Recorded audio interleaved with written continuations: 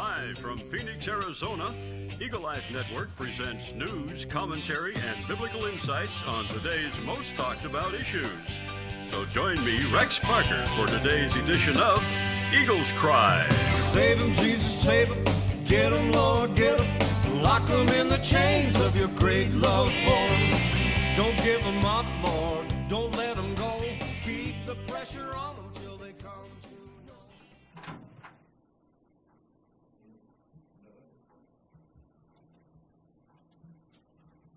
All right, good morning. Rex Parker here, your host for Eagles Cry on a Friday. And glad to see you come on board. Glad you could click us on and enjoy us live stream every day, Monday through Friday, 10 to 10:30 a.m. That's Mountain Standard Time. And if you can't catch us live, or if your schedule doesn't permit you to be with us every day at 10 a.m. for some reason or other, you can go on our website, where www.eaglelifenetwork.com, and see us live there, and click on our archives. Go to Eagle Life Show on the first page that you get on our website, and then that'll come up with the second page where you can have the option of either viewing the program live, or you can go to click on our website archives, and you'll get previous shows any time of the day, 24/7. You can get previous shows. They're all dated. The show that's being transmitted to you live today will be available probably tomorrow. Usually it's the next day by the time we get it uploaded. So you can catch us any time of the day on our archives or live 10 to 10:30 broadcast here and on www.eaglelifenetwork.com. The theme of our program, Eagles Cry, is to restore America's faith, families, and foundations. And that's what we're here for. And the name Eagle Life, is the God character life. As we have shared in previous programs, the eagle is symbolic of sovereignty. And on Mount Sinai, when God met with Moses, he said, "Tell my people," in Exodus 19:4, "tell my people what I did to them in Egypt, and tell them how that I brought them here to be here with me on eagle's wings, on the wings of an eagle." And so today's a special day. As I had been announcing yesterday, we'd be honoring Black History Month. This is the last day, our last broadcast of February, so we wanted to be sure to include that in our program. And we're going to give kind of an overview of some of the things that happened in our nation that brought us to the contradiction of a nation that started under God with such great noble aspirations, as we have studied the beginning of American history in the colonial period and the founding period. And how is it that this turned into becoming a slave nation for several hundreds of years? I want to recommend, for a much more thorough study than what we can give in the mere 25 minutes left that we have in this program, an excellent book by Peter Marshall, The Light and the Glory. Peter Marshall's father was chaplain of the U.S. Congress back then, I believe it was in the 50s. Another book that he has is called From Sea to Shining Sea. Both of these books give a thorough accounting, a historic accounting of the founding period of slavery, of everything that began in America, the good, the bad, the ugly.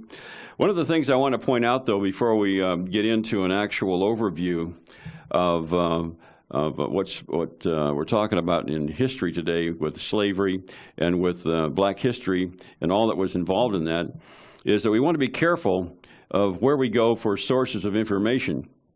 It's important that we have an idea of the credibility of the people or the books or the media behind the account of history. I'm thinking of back in the mid-1980s, I went to see a movie by Oliver Stone called Platoon.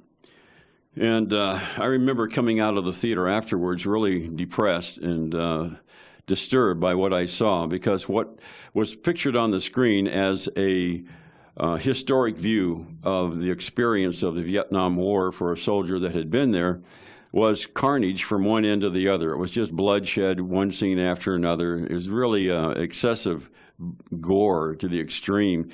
And I left the theater thinking, this is not really a true balanced picture of what it was like to experience the war in Vietnam as a soldier. I knew that his picture was given with an agenda. It was obvious that he was promoting a biased view of the war. I knew that because I was there. 1967, 1968, I was in Vietnam, U.S. Army 20th Aviation Platoon. I was there on guard duty the night of the Tet Offensive when Tan Son Nhut Airport Base was attacked. We had a couple of incidents. We had to get up 3 in the morning. We were under attack. We had to leave the hooch and go out to our places where we were on the perimeter. Nothing happened to happen in those occasions that brought any deaths or wounded. In fact, I might be embarrassed to say I only fired my M16 one time, and that was just to make sure the sucker worked. So I mean, it's a mixed bag, It's a mixed bag, and I saw very little actual combat in Vietnam. And some of the people that I met and talked with, the local citizens in Saigon, which was Saigon at that time, it's Ho Chi Minh City, I guess today, they acted like they didn't even know there was a war going on. They were just living their daily lives. It's kind of funny, odd, contradiction. But that's reality. And I go back to another picture that kind of deals with the topic we're talking about today, the movie Roots. Do you remember that? Maybe you were born before or after that. But Roots and Chicken George, remember him? And I remember watching that and how gruesome a picture it laid out of the slave era period. And you got the idea that every slave in America was just beat to death, and you wonder, if you bought machinery to do work on the farm, you wouldn't treat your machinery that way, would you? I mean, that's counterproductive, if nothing else. And but that was the picture, the viewpoint and the mindset behind the movie of Platoon and Roots. I got the feeling there was an agenda there. It wasn't giving a balanced picture. So being a lover of history, and I like all of history, and American history especially, and I went to various sources to study it, and I have a library full of history books, and I wanted to see and find out for myself from different perspectives as what happened. And I noticed that the farther back I got into books that were written closer to the founding era, there was a different picture and a more balanced picture than anything written, say, after the 60s. There seemed to be more of a political agenda of trying to influence the reader's thinking toward a certain conclusion, rather than having a balanced view of both the good, the bad, and the ugly all together. So one of my favorite history books, in fact, is over 100 years old. It's written in the late 1800s from Harvard University. And it's really enlightening when you read a book from that era, how really clinical it is and absent of any kind of persuasion to try to get you to think in a certain direction of these are the bad guys, those are the good guys, that kind of thing. So, for instance, I was reading about, we've heard about the what's called I'll just see if I can find it here, about the Indian. I remember seeing a painting of Indians and how it was very, very impressionistic about paradise on earth, and everything was beautiful and lovely. And a lot of times in the history books, you get the picture when Americans came to here, it was just a beautiful land flowing. The Indians were just having a wonderful paradise lifestyle, and things were lovely, and everything was one between the Indians and the earth, and it was just glorious. And then the white man came here and killed everything, made it terrible. And such was not really the case when you look into history. I want to go to something here to just to give you an idea of the other side of that story. The story of a Jesuit missionary that worked for 19 years with the Hurons, influencing them for Christ. 9 years after he got here, he suffered martyrdom when the Hurons were attacked by the Iroquois Indians in the Huron towns where he was serving, and he was subject to what he calls satanic torture, or what the writer calls every satanic torture his captives could advise or devise. They took intense pleasure, the Iroquois, in delivering pain and suffering, and the longer the better. Says here, the myth of the noble savage was just that, a myth created a century later by romantic English poets and artists who had never crossed the ocean themselves, let alone witnessed the horrors of tribal warfare and custom. The lives of these Indians were an unending tableau of fear and hatred of the other tribes and a dawn-to-dusk struggle for survival. That's the way it really was. In fact, when Columbus landed on the west coast here, he found a lot of cannibalism going on. The first Iroquois torture was to pour boiling water over this, I can't pronounce his name, Father Bavry or something, Bavry, something like that. It sounds French. But they captured him, and they poured boiling water over him, his naked body, in mockery of the sacrament of baptism. When he denied them the pleasure of pleasure of hearing him cry out in agony, they tied a collar of metal hatchets heated red hot around his neck. When he still refused to cry out, they fastened a belt of birch bark filled with pitch and resin around his waist and set it afire. He only called out encouragement to his fellow captives, and at that, enraged, the Indians cut off his lips and tongue and rammed a hot iron down his throat. Then they cut strips of flesh from his arms and legs and devoured them before his eyes. In the end, they cut his heart out and ate it and drank of his blood in the hope that they could thus gain the spirit power that had given this missionary more courage than any man they had ever seen. It's gruesome. It goes on. It shows what the Indians did to other missionaries that they captured. Now, if I were from Hollywood and I was going to do a motion picture about what life was like, and I hated Indians, this is the kind of stuff I'd put out on the screen. From one end to the other, this is all you'd see. Indians just doing gruesome things. But we know in reality, it was a mixed bag. There was good, there was bad. It was mixed, just like with Platoon giving an over-the-top picture of the gruesomeness of war, as though this was a standard day in the life of a soldier in Vietnam. And it just was not true.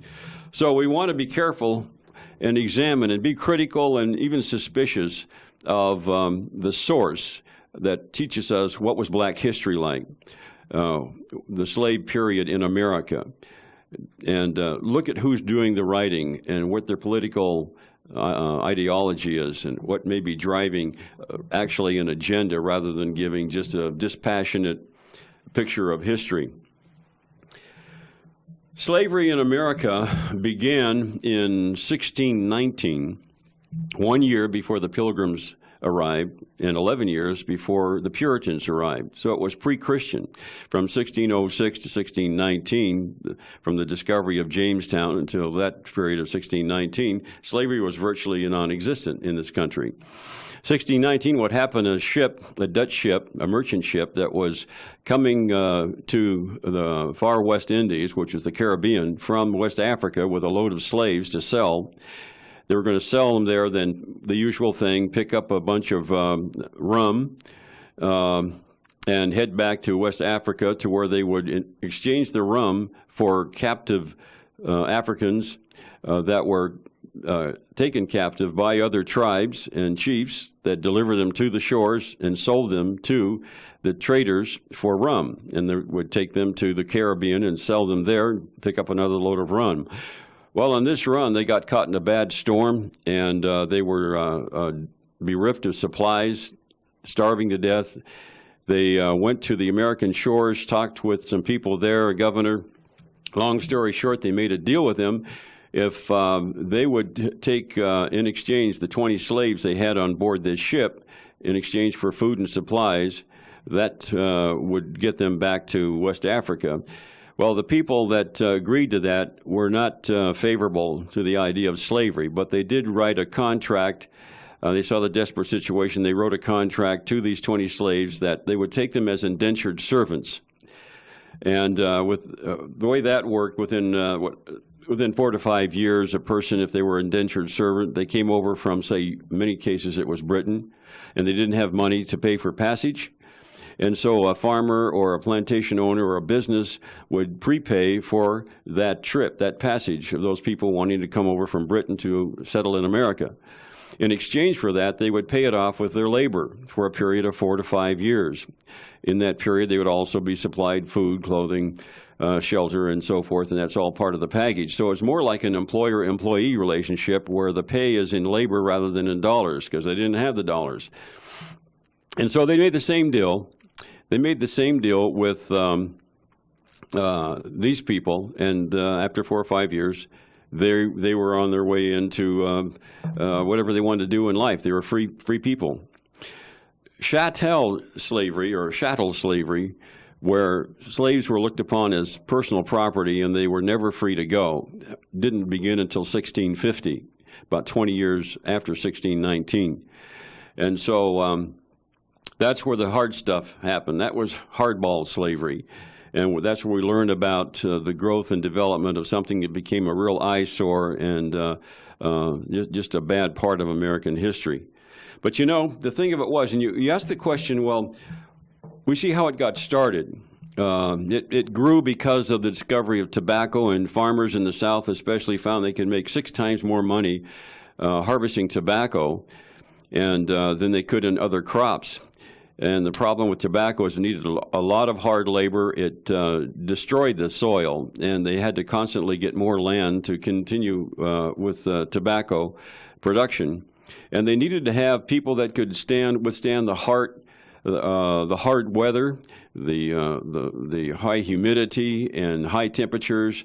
White workers were not able to acclimate to that, and so they saw that they had a real opportunity with black slaves from Africa who lived in that kind of temperature environment all the time anyway.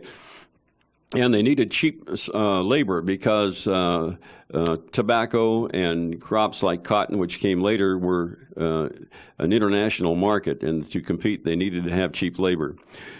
So it became a big industry. It was the dollar, follow the dollars, okay? And what began as simply indentured servanthood turned into chattel slavery, which was abhorrent.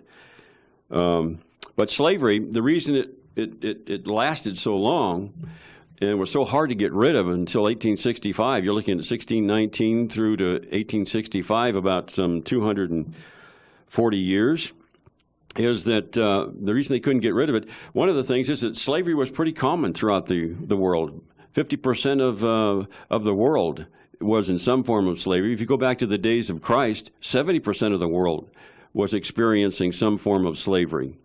It was just almost like a normal, everyday thing, you know. How do you get rid of it? And I want to point out something, and I have to move along here because of time. The dollar is what kept slavery alive. There was a constant friction between the northern states and the southern states, to be honest, where they didn't like slavery. The northern states didn't like it. Many families moved out of the South to the north to get away from the slave states. There were about 6 of them there that were really hardcore. The worst of them were South Carolina and Georgia. They moved out to the north. The north was growing 25% faster in population than the South because of slavery. It was a very unfavorable climate, personally and socially. They didn't want to raise their families among slave plantations. So they decided that in Congress got involved, and they knew this was going to be a long-term thing. One of the problems we have to understand is that from 1619 to 1776, we were simply a British colony. We were not we didn't own ourselves. We were just a colony. Britain controlled what we did, and they were very highly favorable of slavery because they gained from the sales of cotton and which came later, and tobacco. There was a huge dollar to be made, and they were dead set against America getting away from the slavery industry. So it was something that the founders knew would eventually die out on its own, because it was not a godly thing to have slavery. It would fall under its own weight of sin. But they tried to do as much as they could in Congress to get rid of this thing. But it was a real battle. This is the slave states of the South. It was their economy. It was about the only thing they had going for them. The northern states attracted all of the brains in the country, those that had innovative thinking and education and skills and were entrepreneurs and smart business people. They settled in the North, and manufacturing grew in the North, and innovation and inventions grew in the North, and it became much more prosperous in the South, so that when they did enter into the Civil War, there was no hope that the South could ever win the Civil War based on financial strength. They were a basket case financially, because all they had was a slave-based economy. It was not an efficient way of doing business, to say the least. And why would it be? If you were a slave, you're going to just do as little as possible to get by and survive. You're not there to be incentivized by personal reward. It's not there for you. So one of the things that happened, and I want to set this straight, if I can get this across today, there's so much to be brought out on this, and I'm trying to just hit some high points. Two things that I have found that are really unfortunate, and they don't bring this up in your revised history books in your government schools. There's this myth going around about how that slaves were regarded as only 3/5 of a person. Okay, now on the face of that, just common sense, that just sounds stupid. Why would America's best in the United States Congress, with bright minds, bright education, sit down one day and say, hey, let's just call black people 3/5 of a person? That sounds cool, huh? Why would they do that? Well, come to find out, that's another myth. What they were doing in the North to try to gain more representation in the Congress that would be favorable to getting rid of slavery is because slavery was growing, states were growing, and there was this idea that more and more representation in Congress on the part of the slave states would just keep this thing around forever. What they agreed to do was to give a black person 3/5 of a vote. What happened here is that the South wanted their slaves to be able to vote, because they needed more bodies that were voting on their behalf. And the slaves would vote according to how the slave owners wanted them to vote. So they had to. And so they wanted an equal vote for each black person as for a white person. All of a sudden now the southern states decided that blacks should be equal when it came to voting. But the Congress in the North saw what was going on. They understood this was not in the best interest of freeing slaves. They agreed to a compromise. Blacks would be given 1/3 of a vote. Their vote would count as 1/3 of a vote. In other words, 3 white votes would be equal to 5 black votes. So what it turned out to be is the black vote was considered worth 3/5 of a white vote. All right, so it's 3/5 of a vote, not 3/5 of a person.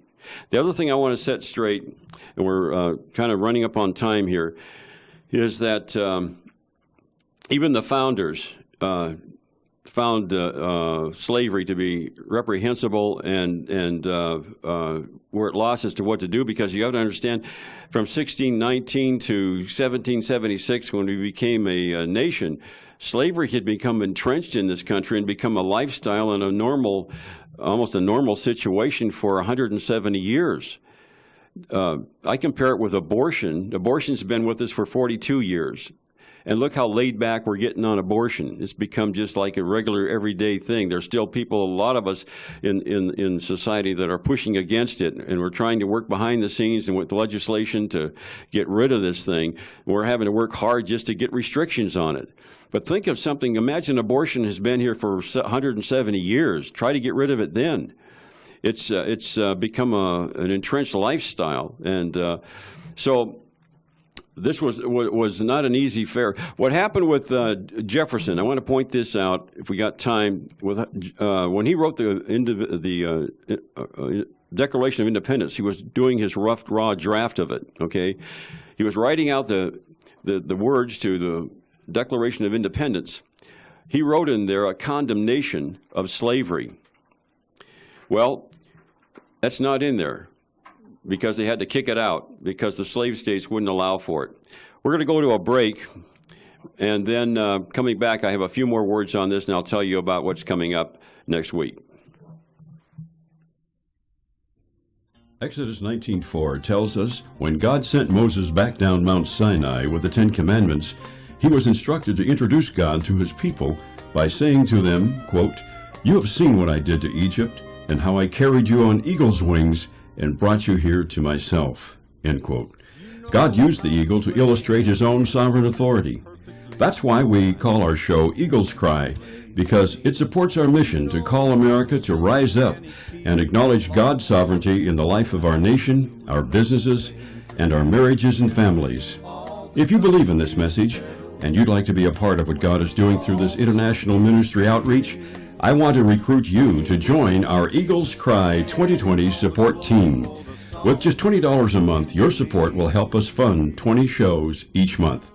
To join the team, simply go online to our secure website at www.eaglelifenetwork.com. If you're sending a check or money order, you may reach us at Eagle Life Network, P.O. Box 5371, Glendale, Arizona 85312. Thank you for your support, and welcome to the team. We will see Jesus getting all the glory for the song you have engineered.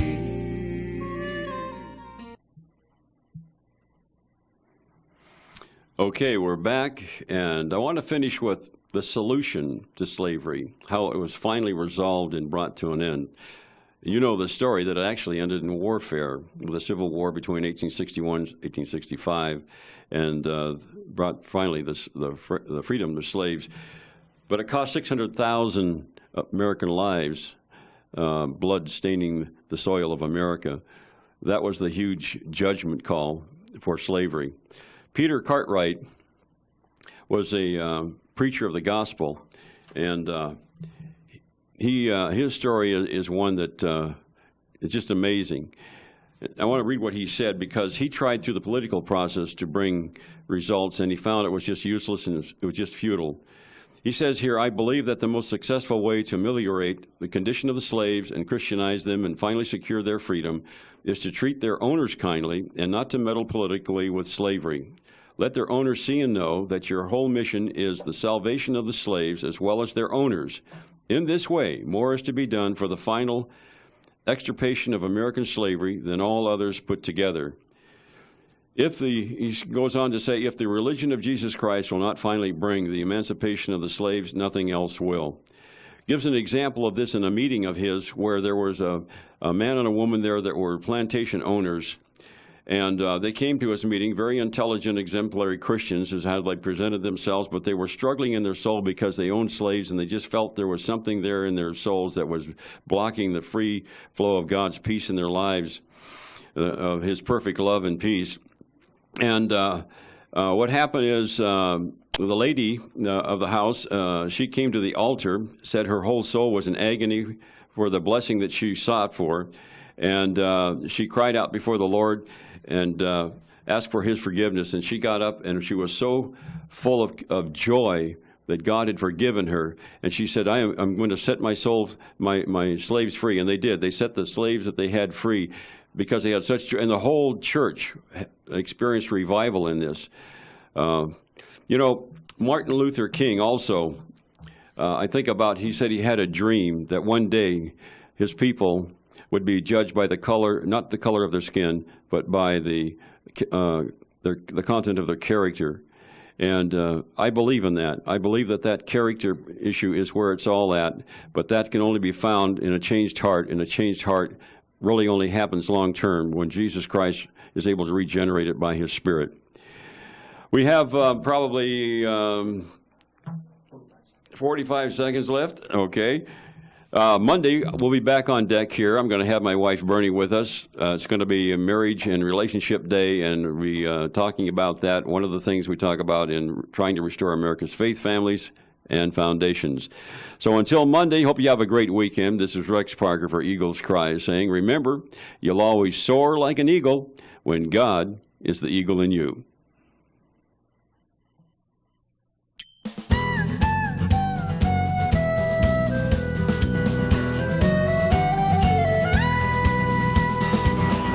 Praise, praise, praise, praise your name, Lord Jesus, from whom all wisdom flows. Justice, judgment, knowledge, and discretion, understanding by your Holy Ghost. You help us, Lord Jesus, to understand a proverb, interpreting the words of the wise.